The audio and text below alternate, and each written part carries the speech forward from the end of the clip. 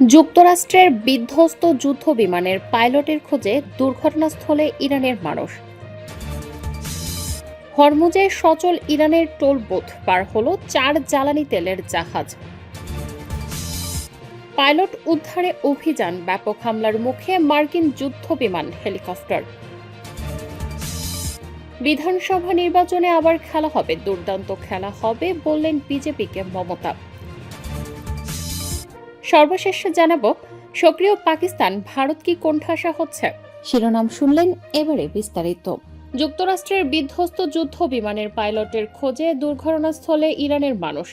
মধ্যপ্রাচ্যের আকাশসীমায় মার্কিন বাহিনীর দুটি যুদ্ধবিমান ভূপাতিত করার দাবি করেছে ইরান। এর মধ্যে একটি F-15 জেট দেশটির দক্ষিণ পশ্চিমাঞ্চলে এবং একটি A-10 বিমান হরমুজ প্রণালীর কাছে বিধ্বস্ত হয়েছে বলে খবর পাওয়া গেছে। এ ঘটনার পর বিধ্বস্ত বিমানের পাইলটদের খুঁজে বের করতে ব্যাপক তল্লাশি শুরু করেছে ইরানের সাধারণ মানুষ ও প্রশাসন। ইরানের সামরিক বাহিনীর খাতাম আল আনবিয়া কেন্দ্রীয় সদর দপ্তর জানিয়েছে, তাদের বিমান প্রতিরক্ষা ব্যবস্থা একটি মার্কিন F-15 জেটকে সম্পূর্ণরূপে ধ্বংস করেছে।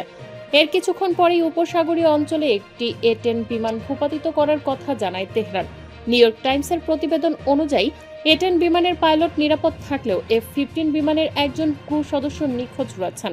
অন্য এক ক্রুকে মার্কিন উদ্ধারকারী দল খুঁজে পেয়েছে বলে জানা গেছে। বিমান ভূপাতিত হওয়ার ঘটনা আলোচনার পথ বন্ধ করবে কিনা এমন প্রশ্নে মার্কিন প্রেসিডেন্ট ডোনাল্ড ট্রাম্প NBC নিউজকে বলেন, না, মোটেও না, আমরা এখন যুদ্ধের মধ্যে আছি। এদিকে ইরানের সংসদ স্পিকার মোহাম্মদ বাঘের গলিবফ ট্রাম্পের যুদ্ধ জয়ের দাবিকে উপহাস করে সোশ্যাল মিডিয়ায় লিখেছেন, টানা 37 বার জয়ের দাবি করার পর এখন তাদের রণকৌশল পাইলট খুঁজে দিন পর্যায়ে নেমে এসেছে। হরমুজে সচল ইরানের টোল বুথ পার হলো 4 জ্বালানি তেলের জাহাজ। মধ্যপ্রাচ্যে ইরান এবং মার্কিন ইসরায়েল যুদ্ধের উত্তেজনায় স্থবির হয়ে পড়া হরমুজ প্রণালীতে দীর্ঘ বিরতির পর আবারও বাণিজ্যিক জাহাজের আনাগোনা শুরু হয়েছে। গত বৃহস্পতিবার জাপান ও ফ্রান্সের মালিকানাধীন সহ মোট 4টি জাহাজ গুরুত্বপূর্ণ এই সমুদ্রপথটি অতিক্রম করেছে। বিশ্বজুড়ে জ্বালানি তেলের আকাশচুম্বী দাম ও তীব্র সংকটের মাঝে এই জাহাজ চলাচলকে অত্যন্ত তাৎপর্যপূর্ণ বলে মনে করা হচ্ছে।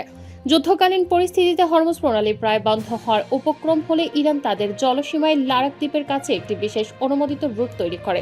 শিপিং জার্নাল লয়েড স লিস্ট এই রুটটিকে তেহরান টোল বুথ হিসেবে অভিহিত করেছে। গতকাল বৃহস্পতিবার সকালে এই পথ ব্যবহার করে এই জাহাজগুলো তাদের গন্তব্যে পৌঁছায়। মেরিন ট্রাফিক ডেটা অনুযায়ী বৃহস্পতিবার যে জাহাজগুলো প্রণালীটি পার হয়েছে তার মধ্যে রয়েছে অপরিশোধিত তেলবাহী দুটি বিশাল আকৃতির ট্যাঙ্কার হাবরুত ও ধলকুত, সোহার LNG ট্যাঙ্কার, গত 1 মার্চের পর ইউরোপীয় কোনো বড় শিপিং গ্রুপের ফরাসি কন্টেইনার শিপ।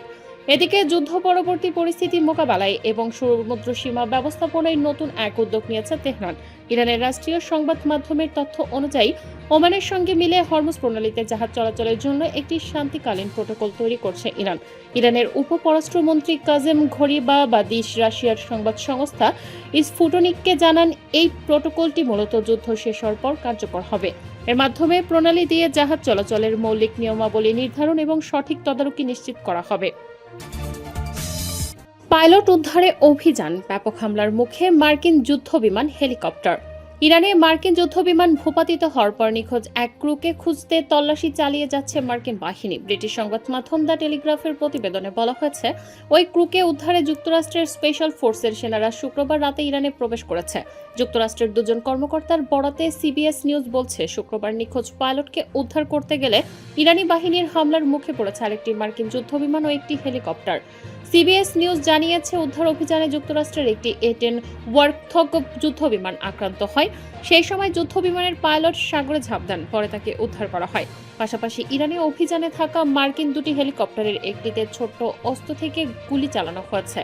এতে হেলিকপ্টারটিতে থাকা কয়েকজন ক্রু আহত হন, তবে সেটি নিরাপদে অবতরণ করতে সক্ষম হয়েছে।